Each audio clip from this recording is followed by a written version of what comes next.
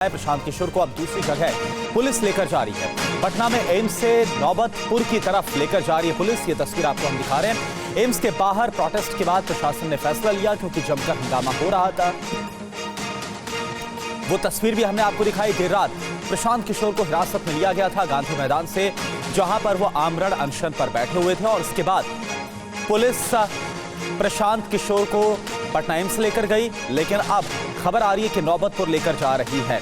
रुपेश इस वक्त हमारे साथ लाइव जुड़े हुए हैं। रुपेश, क्या जानकारी, कहां पर लेकर जा रही है पुलिस प्रशांत किशोर को?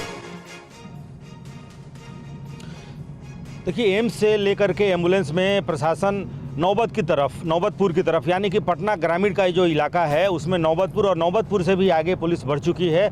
बाहर एम्स के बाहर जब हंगामा, समर्थकों का हंगामा शुरू हुआ, झड़प भी शुरू हुई, उसके बाद से प्रशांत किशोर को अंदर तो ले जाया गया था, लेकिन हंगामा और वहाँ पर जो आशंका थी कि बड़ी संख्या में यहाँ समर्थक जुट रहे हैं, जो गांधी मैदान में इकट्ठे थे, वो सब पटना एम्स पहुँच चुके थे। लिहाजा पुलिस प्रशासन ने अपनी रणनीति बदली और प्रशांत किशोर को एम्स में शुरुआती दिखलाने के बाद से, शुरुआती स्वास्थ्य जांच के बाद से उनको फिर से एम्बुलेंस में रख करके और नौबतपुर की तरफ, और अब नौबतपुर से भी आगे एम्बुलेंस बढ़ चुकी है।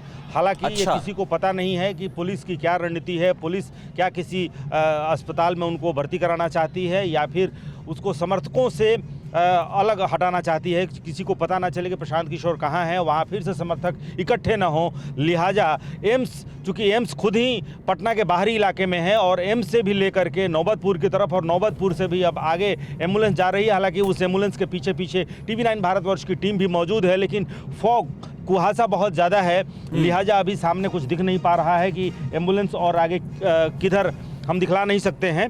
लेकिन नौबतपुर के इलाके से भी आगे एम्बुलेंस और उसके पीछे प्रशासन की जो गाड़ियां हैं वो लेकर के निकल चुकी है।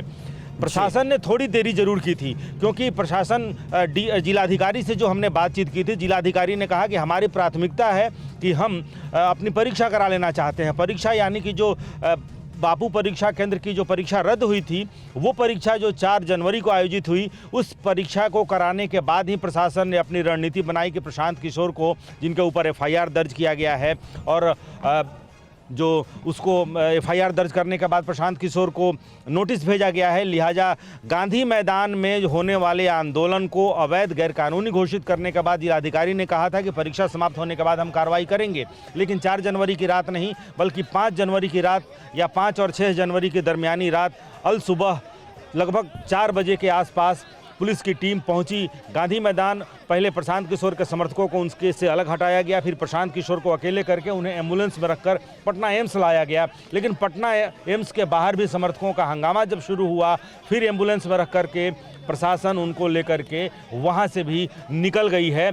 कहीं ना कहीं ये एक कोशिश थी कि उनको पहले गर्दनी बाग धरना स्थल पर, चूँकि उनका स्वास्थ्य जांच कराने के बाद से कल रात भी एक मेडिकल बुलेटिन जारी किया गया था। अब ये कहा गया था कि अगर अब के बाद से अगर ठीक है रुपेश, यानी कि नौबतपुर से भी आगे, क्योंकि पहले ये खबर आ रही थी कि नौबतपुर की तरफ लेकर जा रही है, लेकिन जैसा कि आप अपडेट दे रहे हैं रुपेश की नौबतपुर से भी आगे अब लेकर जा रही है पुलिस। प्रशांत किशोर को पटना एम्स ले जाया गया था, लेकिन वहां पर जमकर हंगामा हो रहा था, भीड़ बढ़ रही थी जो सपोर्टर्स हैं, और ये फैसला लिया गया कि वहां से अब कहीं और शिफ्ट किया जाए। शुक्रिया आपका इस पूरी जानकारी के लिए। और जैसा कि आपको अभी रुपेश ने बताया कि इससे पहले पटना एम्स के बाहर प्रशांत किशोर के समर्थक और BPSC छात्रों का प्रदर्शन हुआ था। PK यानी कि प्रशांत किशोर के समर्थकों और छात्रों की पुलिस से धक्का मुक्की हुई। प्रशांत किशोर को हिरासत में लिया गया था गांधी मैदान से देर रात, और उसके बाद उन्हें पटना ले जाया गया था, पटना में एम्स ले जाया गया था। और वहां पर ये देखिए, ये उस वक्त की तस्वीर है जब आधी रात के आसपास प्रशांत किशोर, जो कि आमरण अनशन पर बैठे हुए थे अपने समर्थकों के साथ, कैसे वहां पर पुलिस पहुंची है और उसके बाद उन्हें वहां से जबरदस्ती उठाया गया और साथ में जो उनके समर्थक बैठे हुए थे, देखिए कैसे पुलिस उनके हाथ पैर खींचती हुई नजर आ रही है, उनको वहां से हटाती हुई नजर आ रही है। दरअसल आपको बता दें कि प्रशांत किशोर की तरफ से धांधली का आरोप लगाया गया BPSC परीक्षा में, और इसको लेकर कार्रवाई की मांग की जा रही थी, रद्द करने की मांग की जा रही थी, और आमरण अनशन पर बैठे हुए थे गांधी मैदान में।